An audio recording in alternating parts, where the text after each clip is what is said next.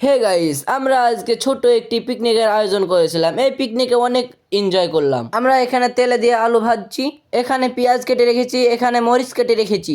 আমাদের এই পিকনিকে সম্পূর্ণ জিনিস রানলো এই ভাইটা। আমরা এবার কে কে পিকনিক করছে সবাইকে আপনাদেরকে দেখিয়ে দেবো। তো আমরা বকতে বকতে আলু ভাজা হয়ে গেল, এবার পেঁয়াজ কুচি দিয়ে দিলাম, আর আমি ভিডিও করতেই ব্যস্ত। এই ভাইটা পিকনিক করছে, তো আমরা বকতে বকতে অবশ্যই পেঁয়াজ গালা ভাজা হয়ে গেল। তো আমরা এখন মাংস দিয়ে দিলাম আখাতে।